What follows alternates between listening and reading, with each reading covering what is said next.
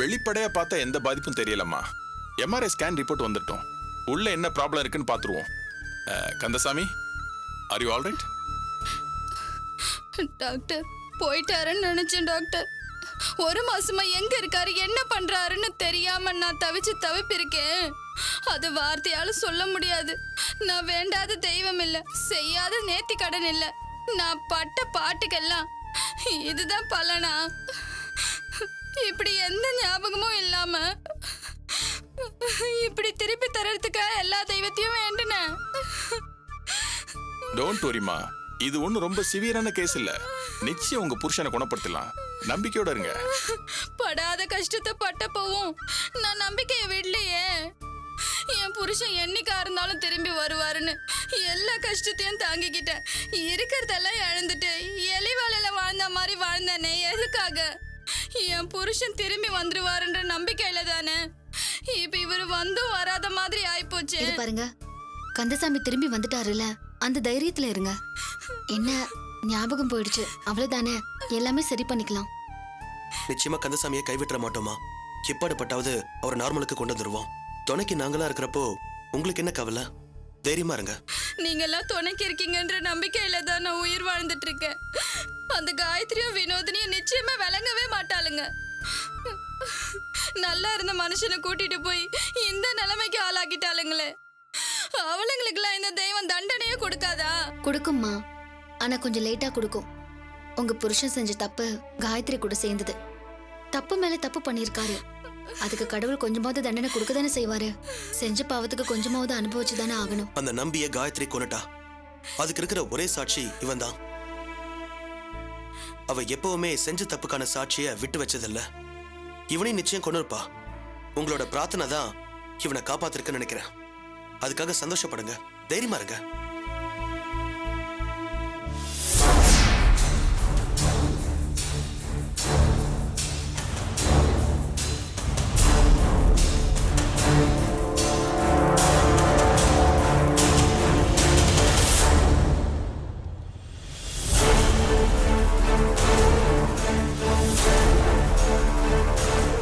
Doctor, என்னாச்சு?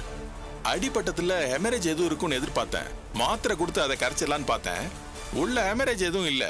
Blood clot இல்லைன்னா நல்லது தானே. இல்லம்மா, ரத்தம் உறைஞ்சிருக்கலைன்னா மூளையோட டேமேஜ நாம அசஸ் பண்றதே கஷ்டம். இது வெறும் கன்கஷனா இருக்கலாம், இல்லைன்னா உள்ள கொஞ்சம் டேமேஜ் அதிகமாவே இருக்கலாம். ஐயோ, என்ன டாக்டர் சொல்றீங்க? அப்பனா என் புருஷனுக்கு ஞாபகம் திரும்ப வராதா? இந்த மாதிரி கேஸ்ல மூளை எப்பவுமே தன்னைத்தானே சரி பண்ணிக்கும். இவங்கள மாதிரி ஆளுங்களுக்கு அடிப்பட்ட 24 மணி நேரத்திலேயே ஞாபகம் திரும்பி வரலாம். 2 நாள் கூட ஆகலாம், 2 வாரம் கூட ஆகலாம், ஏன் அதுக்கு மேலேயும் கூட ஆகலாம். ஏற்கனவே இவருக்கு அடிப்பட்ட பல நாளுக்கு மேல ஆகுது டாக்டர். பொறுமையா இருங்க. இந்த மாதிரி நேரத்துல பொறுமை தான் அவசியம். இன்னும் எத்தனை நாளைக்கு பொறுமையா இருக்கிறது டாக்டர்? டாக்டர், இவன் ஒரு மர்டர் கேஸ்ல முக்கியமான சாட்சி. இவனோட சாட்சி இருந்தாதான் ஒருத்தரை கைது பண்ண முடியும். ஆமா டாக்டர், உண்மையா கொலை செஞ்ச காயத்ரி சுதந்திரமா வெளியே சுத்திட்டு இருக்கா. கொலைக்கு சாட்சியான இவரைதான் நாங்க பயந்து காப்பாற்ற வேண்டியதா இருக்கு. என்னம்மா பண்றது? ஒரு புருஷனா இவங்களுக்கு இவர் தேவை, ஒரு சாட்சியா சட்டத்துக்கும் இவர் தேவை. இதெல்லாம் இயற்கைக்கு புரியாதே. தான் போக்குல இவருக்கு ஞாபகம் திரும்பி வரணும்னா நீங்க வெயிட் பண்ணி தான் ஆகணும். வேற வழியே இல்லையா டாக்டர்? டாக்டர், சயின்ஸ் எவ்வளவு முன்னேறி இருக்கு. நியூரோ சர்ஜரிலாம் இப்ப சாதாரணமா நடக்குது. இந்த நிலைமையில இவரை காப்பாத்த வேற வழியே இல்லையா டாக்டர்? உங்களுக்கு ஆயுர்வேதத்தில் நம்பிக்கை இருக்கா? இருக்கு டாக்டர். எங்க அப்பாவுக்கு இந்த மூட்டு வலிய ஆயுர்வேதத்துல தான் சரி பண்ணோம். கிரேட். இந்த மாதிரி நீரோ கேஸ்க்கு சில சமயம் ஆயுர்வேதிக்கே பலன் கொடுத்துருக்கு. இன்ஃபேக்ட் என்னோட பேஷண்ட் 2 பேருக்கு இதே மாதிரி கேஸ்ல ஆயுர்வேதிக் பலன் கொடுத்துருக்கு. பர்டிகுலரா கேரளா ஆயுர்வேதிக் நல்ல பலன் கொடுக்கும். டாக்டர், நீங்க சொல்லுங்க, நாங்க அவரை கூட்டிட்டு போறோம். அருமையான கேரளா ஆயுர்வேதிக் சென்னையிலே இருக்கு. என்னோட பேஷண்ட் 2 பேர் அங்க போய் குணமா இருக்காங்க. நீங்க வேணா இவர் அங்க சேர்த்து ட்ரை பண்ணி பாருங்களேன். சொல்லுங்க டாக்டர், நிச்சயமா கூட்டிட்டு போறோம். பேஷண்டோட நிலைமை விலைக்கு நான் ஒரு லெட்டர் தரேன். அதை கொண்டு போய் கொடுத்து அங்கேயே இவருக்கு ட்ரீட்மெண்ட்டை கன்டினியூ பண்ணுங்க. 1 வாரம் 10 நாள்ல இவருக்கு ஞாபகம் திரும்ப வாய்ப்பு இருக்கு. உங்களுக்கு புண்ணியமா போகும் டாக்டர். என் தலையை அடமான வச்சாவது இவரை நான் காப்பாத்துறேன். அந்த கிளினிக் பனையூர்ல தான் இருக்கு. இமிடியேட்டா இவரை கொண்டு போய் அட்மிட் பண்ணுங்க. சரிங்க டாக்டர். நீங்க போலாம் சார். கொஞ்சம் நகர்ந்து வாங்க. கையை காட்டுங்க. ஐயோ, நினைக்க நினைக்க ஷாக்கா இருக்கு. அவன் ஒரு ஆளு, உங்க ஆளுங்க இத்தனை பேர் இருந்தும் அவனை தப்பிக்க விட்டுட்டாங்க. கடைசியில எனக்கு தான் பிரச்சனை ஆகும். அவன் இங்க இருந்து தப்பிச்சா நேரா அந்த சத்யா பிரகாஷ் கிட்ட தான் போவான். நடந்தது எல்லாத்தையும் அவங்க கிட்ட சொன்னா அதோட எங்க கதை முடிஞ்சிரும். உள்ள தூக்கி போட்டு ஆயுள் தண்டனை என்ன, தூக்கு தண்டனையே கொடுத்தா கூட ஆச்சரியப்படுறதுக்கு இல்லையா? போதா குறைக்கு அந்த மலர் வேற அவ தம்பி கொலை கேஸ் விஷயத்துல என்ன சும்மா விட மாட்டேன்னு சொல்லிருக்கா. இந்த கந்தசாமி வேற சாட்சி சொல்லிட்டானா அதோட என் கதை முடிஞ்சது. எல்லாரும் சேர்ந்து என்ன சாவடிச்சிருவாங்க. இதுவரைக்கும் என் சரித்திரத்துல என் கையில மாட்டினவன் எவனும் தப்பிச்சதே கிடையாது. தாக்குங்கிட்ட மூதிங்க எப்படி தப்பிக்க விட்டானுங்கன்னு தெரியல. இல்ல, ஐயா புடிச்சிட்டு அவனை விட்டு தொலைச்சிட்டீங்களால? இல்லங்க ஐயா, ஒத்த ஆள் தானே. ஒண்ணுக்கு போற நேரத்துல எங்க போயிட போறான்னு கொஞ்சம் அசால்ட்டா இருந்துட்டோம். இல்ல, இடத்துல அசால்ட்டா இருந்தீங்க. இப்ப இந்த பாப்பா தவிக்கிறான்ல, அந்த அக்கறை உங்களுக்கு வேணாமல?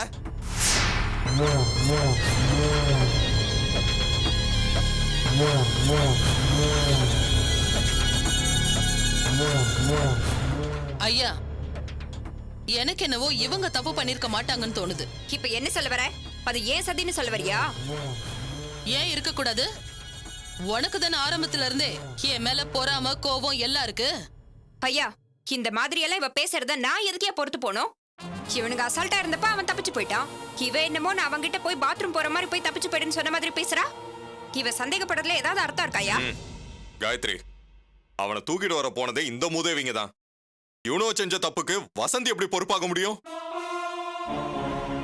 எனக்கு என்னமோ இவ மேலதான் இன்னும் சந்தேகமா இருக்கு. ஐயா, மறுபடியும் இவ தப்பா பேசுறா, சொல்லி வைங்க. காயத்ரி, அவன் நம்ம புள்ளல, சின்ன வயசுல இருந்து என் கூட இருக்கா. பத்தாதுக்கு என் சொந்தக்காரி வேற. அவ எனக்கு எப்படி துரோகம் செய்வா? ஐயா, ஒரு முக்கியமான விஷயங்க. இல்ல, காயத்துக்கு தானே மருந்து போட போனேன். அதுல என்ன முக்கியமான விஷயம்? இல்லைங்க ஐயா, அந்த கந்தசாமி பிரகாஷ் கூட இருந்தான். அது என் கண்ணால பார்த்தேன். ஐயோ, என்ன சொல்ற? ஆமா மேடம், பிரகாஷ் சத்யா கூட கந்தசாமியோட பொண்டாட்டின்னு நினைக்கிறேன். அவங்க எல்லாரும் ஹாஸ்பிட்டலுக்கு ஒண்ணா வந்திருந்ததை பார்த்தேங்க ஐயா. போச்சு, எல்லாம் போச்சு. நம்ம ஜெயிலுக்கு தான் போறோம். ஏப்பல கொஞ்சம் அமைதியா இரு. இல்ல, ஆஸ்பத்திரியில என்ன நடந்துச்சு? நான் ஹாஸ்பிட்டலுக்கு மருந்து போட போனப்போ இவங்களும் வந்திருந்தாங்க ஐயா. டாக்டர் சொல்லிட்டு இருந்தது கூட நான் கேட்டேன். அவனுக்கு என்ன பிரச்சனை? அவனுக்கு ஞாபகம் தப்பி போயிருச்சா மேடம்.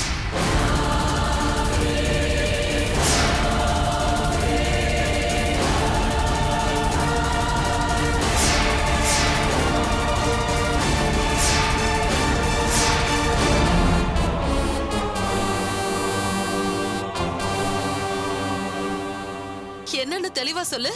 மேடம், அவனுக்கு என்னமோ அம்மினி பிசியான்னு ஏதோ ஒரு வியாதின்னு சொன்னாங்க மேடம். அவனுக்கு பழைய ஞாபகம் தப்பி போயிருச்சா மேடம்.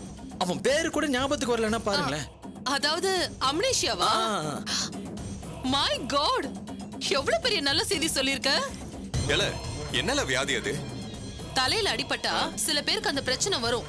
பழைய ஞாபகம் எல்லாம் சுத்தமா மறந்து போயிடும். தன்னோட பேரு கூட சில பேருக்கு ஞாபகம் இருக்காது. இதுதான் அவனுக்கு வந்திருக்கு. ஹட்ரா சக்க, நீ அதிர்ஷ்டக்காரி காயத்ரி. அவனுக்கு பழசெல்லாம் மறந்து போச்சுன்னா எங்க கூட சேர்ந்து பண்ண எந்த வேலையும் அவனுக்கு ஞாபகம் வரவே வராது. அவனால கோர்ட்டுக்கு வந்து சாட்சி சொல்லவே முடியாது. அப்படியே சாட்சி சொன்னாலும் கோர்ட் அதை ஏத்துக்காது. அப்பாடா, இப்பதான் எனக்கு நிம்மதியா இருக்கு. இதுக்கு போய் என்னமோ வானத்துக்கும் பூமிக்கும் குதிச்சுக்கிட்டு இருந்தியால. ஆமாயா, இப்பதான் எனக்கு நிம்மதியா இருக்கு.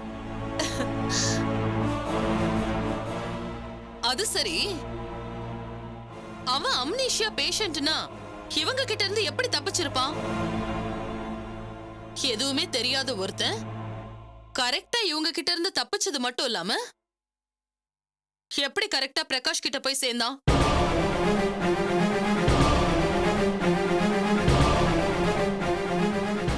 ஐயா, நிச்சயமா இதுல ஏதோ உள்குத்து இருக்கு. அவனுக்கு அம்னீஷியா இருக்குன்னு இவன் சொல்றது மூலமா தெரியுது. ஆனாலும் அவன் கரெக்டா பிரகாஷ் கிட்ட போய் சேர்ந்திருக்கானா? நிச்சயம் இதுல ஏதோ சதி இருக்கியா? என்னங்க அது? எதுக்கு எடுத்தாலும் என்னைய கார்னர் பண்றா? அவனுக்கு ஞாபகம் தப்பி போனதுக்கு நானா காரணம்? அவனா பிரகாஷ் கிட்ட போலனா பிரகாஷ் அவனை கண்டுபிடிச்சிருக்கலாம்ல. சரி, பிரகாஷ் அவனை கண்டுபிடிச்சதா வச்சுக்கலாம். ஆனா அவன் எதுக்காக இவங்க கிட்ட இருந்து தப்பிக்கணும்? ஒரு அம்னீஷியா பேஷண்ட்டுக்கு அந்த அளவுக்கு எப்படி விவரம் வந்தது?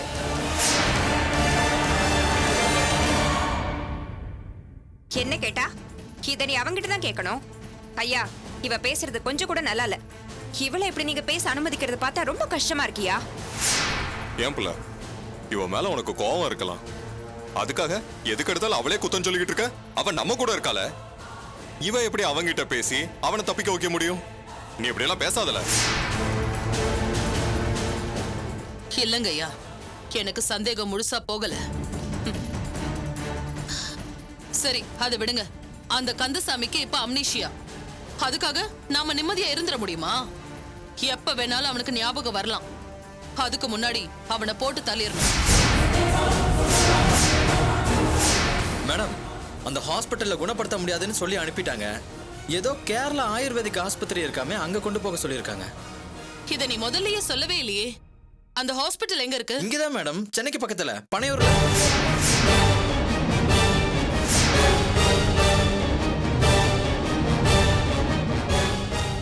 அந்த கந்தசாமி இருக்கிற இடம் நமக்கு தெரிஞ்சிருச்சு.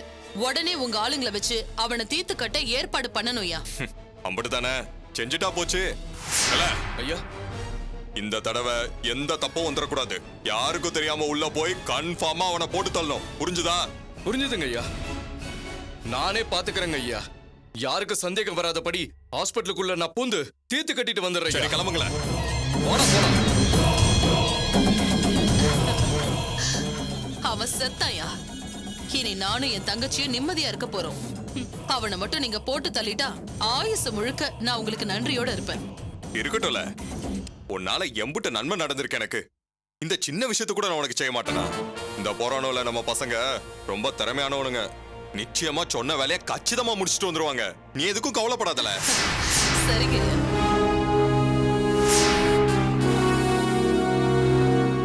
சார், எம்டி வர சொன்னாரு. எதுக்கு? தெரியல சார், உங்களை மட்டும் இல்ல எல்லாரையும் வர சொன்னாரு. சரி, நான் வரேன், நீங்க போங்க. Okay sir.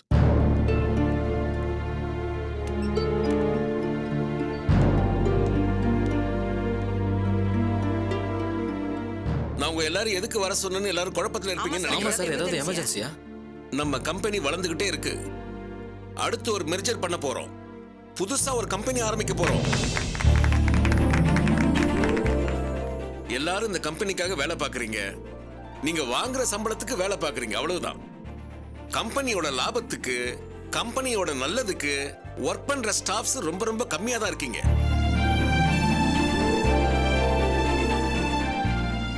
ஒவ்வொருத்தரும் வாங்குற சம்பளத்துக்கு வேலை பார்த்துட்டு அப்புறம் நம்ம கம்பெனியோட நல்லதுக்கும் கொஞ்சம் வேலை பார்த்தீங்கன்னா இந்த கம்பெனி இப்ப இருக்கிறத விட இன்னும் நிறைய முன்னேறி இருக்கும்.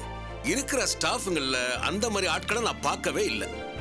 ஆனா ஒரே ஒரு ஸ்டாஃப் வந்த கொஞ்ச நாள்லயே நம்ம கம்பெனிக்கு நிறைய மிச்சம் பண்ணி கொடுத்துருக்காங்க. சார், மிச்சம் பிடிக்கிறதெல்லாம் பெரிய வேலையா? அப்படித்தான் நம்ம நிறைய பேர் நினைச்சுக்கிட்டு இருக்கோம். ஆனா மிச்சம் பிடிக்கிற ஒவ்வொரு ரூபாயும் லாபங்கிறத யாருமே நினைக்கிறது இல்ல. சார், அப்படி எவ்வளவு சார் மிச்சம் பிடிச்சிருக்க முடியும்? என்ன, ஒரு மாசத்துக்கு ஒரு 1000 ரூபாய் மிச்சம் பிடிச்சிருப்பாங்களா? இல்ல குமார், ஒரே வாரத்துல 1,64,300 ரூபாயை ஒரு ஸ்டாஃப் மிச்சம் படுத்தி காட்டியிருக்காங்க. எஸ், வந்த ஒரு வாரத்திலேயே 1.5 லட்சம் ரூபாய்க்கு மேல கம்பெனிக்கு மிச்சம் பிடிச்சு லாப கணக்க ஒரு ஸ்டாஃப் கூட்டி காட்டியிருக்காங்க. இதே மாதிரி அவங்க கண்டினியூ பண்ணா வருஷத்துக்கு எவ்வளவு லாபம் வரும்னு நீங்களே கூட்டி கணக்கு பண்ணி பாத்துக்கோங்க. யார் சார் அவங்க? அப்படி என்ன மிச்சம் பண்ணாங்க? அந்த ஸ்டாஃப் இந்த காயத்ரி தான். Thank you sir.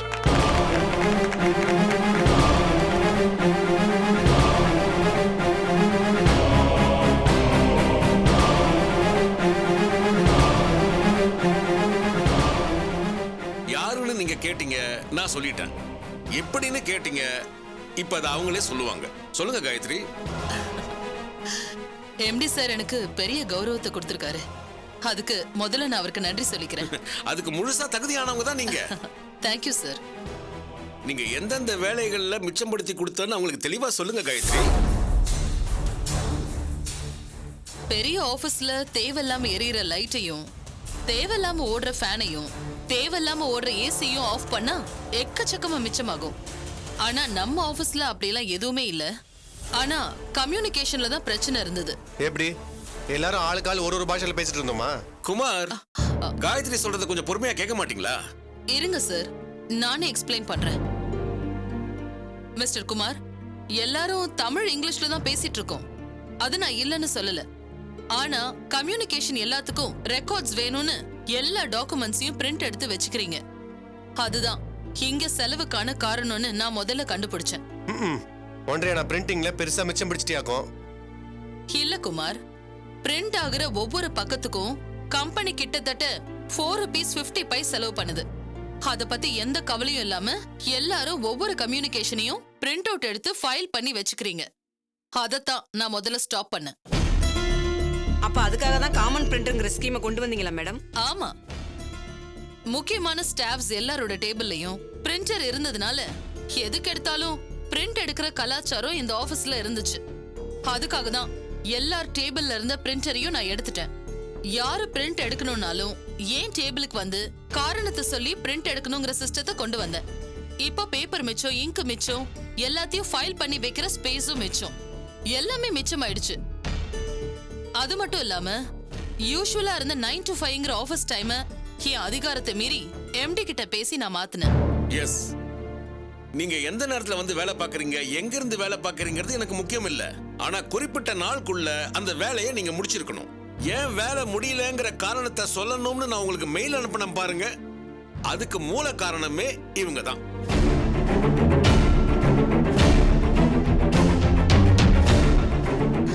நான் சொன்ன இந்த பிளான் ஒர்க் அவுட் ஆச்சு. ஃப்ளெக்ஸி டைம் கான்செப்ட்னால உங்களுக்கு நேரத்துக்கு வேலைக்கு வர டென்ஷன் குறைஞ்சது. குறிப்பிட்ட நாளுக்குள்ள கொடுத்த வேலையை முடிச்சு கொடுக்கணுங்கிறதுக்காக வீட்ல இருந்தே வேலை பார்த்தீங்க. நிறைய ப்ராஜெக்ட் சொன்ன தேதிக்கு முன்னாடியே முடிஞ்சது. கம்பெனியோட லாபமும் அதிகமாச்சு. சொன்ன வேலையை சொன்ன தேதிக்குள்ள முடிச்சு கொடுக்கறவங்களுக்கு இன்சென்டிவ்னு புதுசா ஒரு ஸ்கீம் அறிவிச்சதுக்கு காரணமே இவங்க தான். அந்த அறிவிப்புனால நம்ம கம்பெனியோட ப்ராடக்டிவிட்டி 200% இன்க்ரீஸ் ஆயிருக்கு. உண்மையிலே பெரிய சாதனை தான் சார். வெறும் ஸ்டோர் மேனேஜரா தான் காயத்ரி பொறுப்பேற்றிருக்காங்க. ஆனா அதையும் தாண்டி மத்த வேலைகளையும் கவனிச்சு கம்பெனிக்கு இவ்வளவு லாபத்தை சம்பாதிச்சு கொடுத்திருக்காங்க. Really you are great. Thank you sir. காயத்ரிய ஜஸ்ட் எம்ப்ளாய் ஆஃப் த மந்த்னு மட்டும் சொல்லிட முடியாது. அதனால இவங்களை கௌரவிக்கிற விதமா இன்சென்டிவ் கொடுக்கலாம்னு நினைச்சிட்டு இருக்கேன். அதனால நம்ம கம்பெனி ஸ்டாஃப் அத்தனை பேர் முன்னாலையும் கொடுத்தா கௌரவமா இருக்குமே நினைச்சு தான் உங்க எல்லாரையும் இங்க வர சொன்னேன். இப்ப நான் சொன்னது ஜஸ்ட் ஒரு எக்ஸாம்பிள் தான். இது போல நம்ம ஆபீஸ் ப்ராஜெக்ட் எல்லாத்துலயுமே சிக்கன நடவடிக்கை எடுத்திருக்காங்க. இத பாராட்டி காயத்ரிக்கு நான் 25,000 ரூபாய் இன்சென்டிவ் கொடுக்க போறேன்.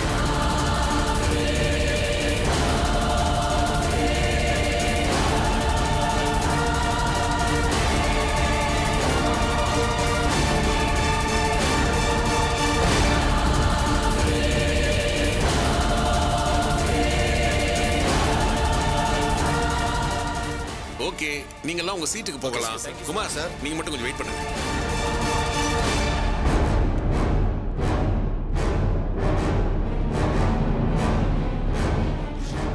இந்தாங்க குமார், இந்த செக் நம்பரை நோட் பண்ணிக்கோங்க. இன்சென்டிவ் போட்டிருக்கேன். உங்க கையாலேயே நீங்க அவங்களுக்கு கொடுத்துருங்க. சார், இன்சென்டிவ்லாம் நம்ம கம்பெனி ரூல்ஸ்லயே இல்ல சார். So what? நான் தானே எம்டி. நான் புது ரூல்ஸ் போடுறேன். யார் கம்பெனிக்கு லாபம் ஈட்டி கொடுத்தாலும் அவங்களுக்கு இன்சென்டிவ் உண்டு. உங்களுக்கும் சேர்த்து தான் சொல்றேன். கொடுங்க.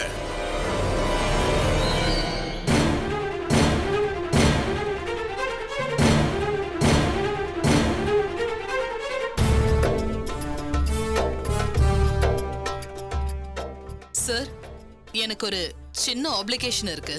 சொல்லுங்க.